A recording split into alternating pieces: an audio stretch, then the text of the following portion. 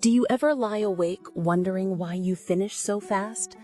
Do you find yourself asking, why can't I control it? Or why does this happen every time, even when I really don't want it to? Maybe you've thought, is something wrong with my body? Or is this just how I'm built? Or perhaps the questions get even heavier. What if my partner is disappointed? What if she thinks I'm not enough? Why do I lose control the moment I get excited? Why do I panic right when things start to feel good? Some men even ask themselves quietly, why do I rush? Why does it feel like I go from 0 to 10 instantly? And why can't I stay present? Why do I check out emotionally the moment arousal rises? Others wonder, is it psychological? Is it physical? Is it both? Why does my body tighten when I want it to relax? Can this be fixed? Or am I stuck with this forever? If these questions have lived in your mind, you're not alone. I hear variations of them every single day in my clinic. Men who are smart, capable, attentive partners, men who are confident everywhere except in this one area. And the truth is, you are not broken. You are not alone. And this challenge is absolutely something you can learn to work with, not by forcing your body, but by understanding it. I'm Dr. Iris Amelia, and today I want to walk you through the exact 5-step method I teach men who struggle with premature ejaculation. This practical, body-based approach helps you retrain your arousal, understand your nervous system, and reclaim control with confidence and calm. Over the years, I've worked with many men on this, and what I've found again and again is that the most useful approach is simple, skill-based, and practical. It's not a magic pill. It's a series of techniques you can learn and refine, starting on your own, and then, if you choose, bringing that skill into partnered sex. I'll describe a 5-step method I use clinically: breath, pelvic awareness, separating arousal from anxiety, surfing your arousal curve, and expanding pleasure through the whole body. Each step builds on the one before it, and together they give you a concrete path out of the cycle of rush, shame, and panic. Step 1 is breath. Breath is the single most reliable tool you have. People often think of breathing as automatic, but when you start to use it intentionally, it becomes the anchor that keeps you connected to your body. My basic instruction is this: practice slow, full breaths through the mouth or nose in a steady rhythm, inhaling for a count of 5 to 7 and exhaling for a count of 5 to 7.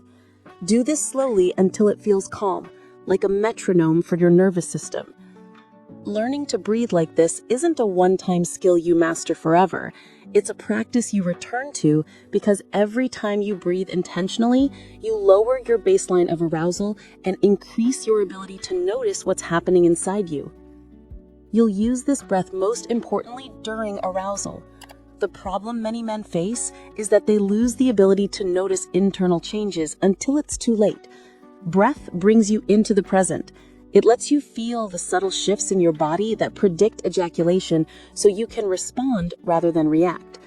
So start practicing this breath outside of sex, when you're relaxed, when you're anxious, whenever you can.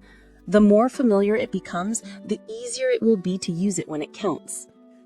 Step 2 is the anal breath. And yes, I know that sounds odd the first time you hear it. What I mean by this is learning to breathe into the back of your pelvis, into the muscles of the pelvic floor, especially the area behind the genitals.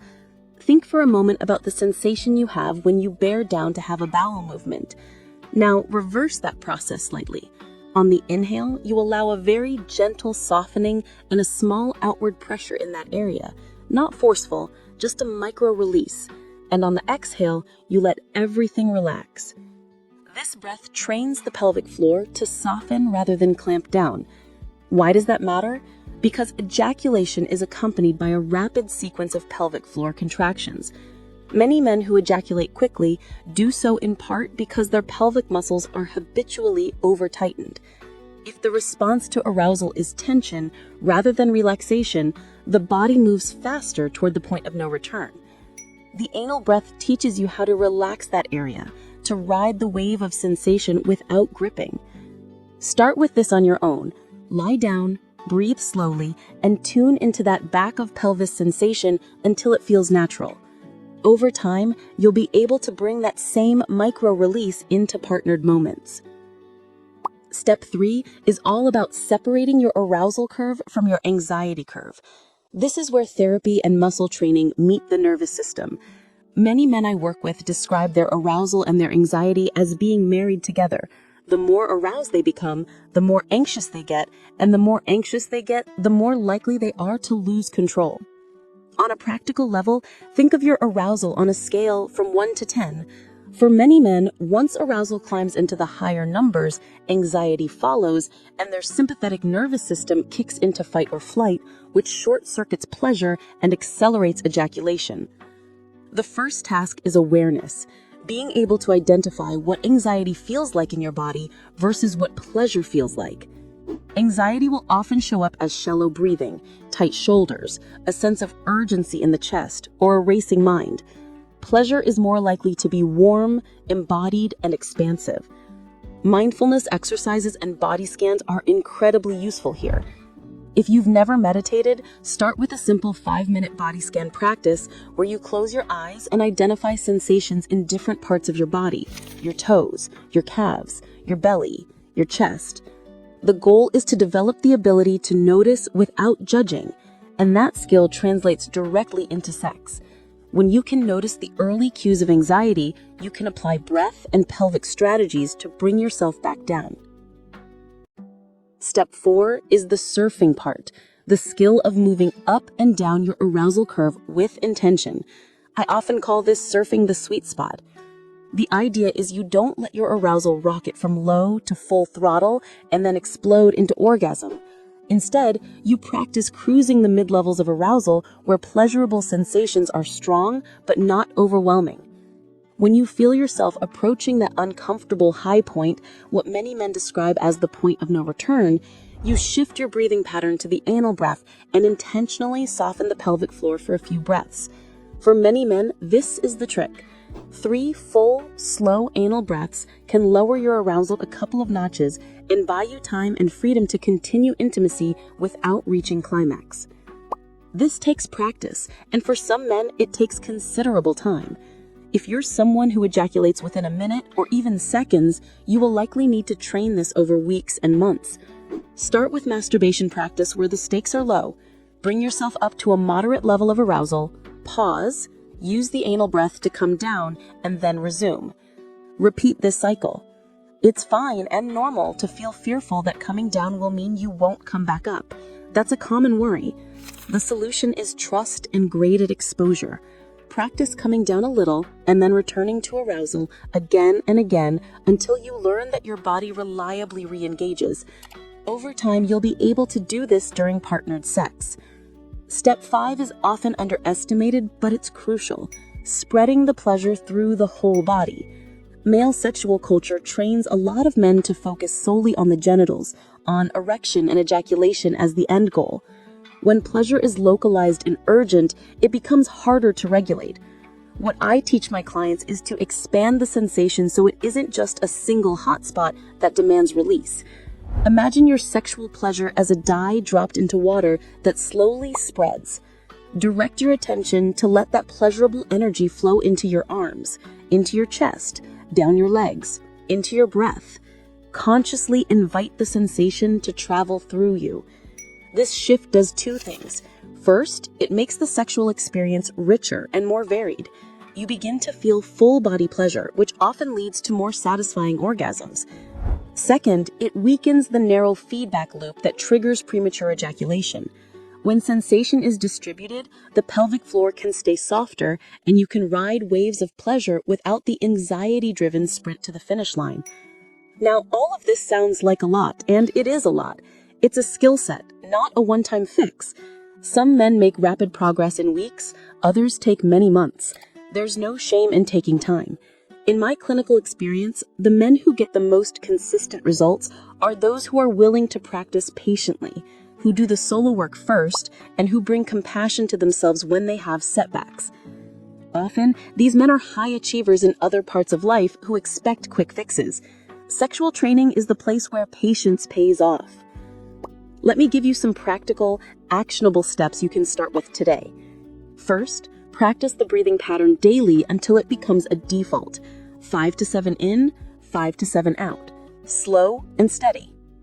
Second, do a short pelvic floor awareness exercise each day. Lie down, breathe, and focus on softening the back of the pelvis on the inhale. Third, incorporate controlled masturbation sessions where you intentionally build arousal partway, then practice coming down using the anal breath and resume. Track your progress. Even small gains are meaningful. Fourth, if you have a partner, communicate about the practice slowly and consensually. Invite them into the process if and when you feel ready. And finally, consider working with a clinician or therapist who specializes in sexual health if your anxiety feels entrenched or there's a history of trauma. This method is effective, but complex psychological factors sometimes need deeper therapeutic work. A few important clinical notes. Premature ejaculation has many possible causes, from lifelong patterns to acquired stress or even medical conditions. If your problem appeared suddenly, it's worth checking in with the physician to rule out hormonal or neurological contributors.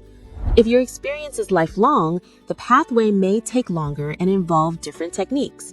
Also, if you notice intense panic or flashbacks during sex, that's a sign to seek trauma-informed therapy rather than pushing through alone. One last thing I want to emphasize is pleasure. This work is not about turning sex into a mechanical task where you only measure time. It's about reclaiming the ability to enjoy your body, to savor sensation, and to connect with your partner without shame.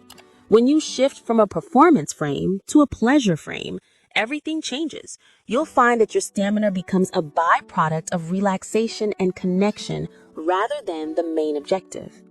If you're willing to practice, the breath will be your anchor. The anal breath will be your micro-control. Separating anxiety from arousal will be your insight. Surfing will be your skill. And spreading pleasure through the body will be your liberation. Together, these 5 elements form a practical roadmap out of premature ejaculation and into more satisfying, less anxious sexual experiences. I hope this has been helpful. If you'd like, I can provide a short guided practice script you can use at home to train these steps, or a step-by-step exercise plan for the first month of practice. Remember, mastery takes time, but it's absolutely possible, and you don't have to carry this alone. Thank you for trusting me with this topic. I'm Dr. Iris Amelia, and I'm here to help you bring curiosity, patience, and compassion to your sexual health.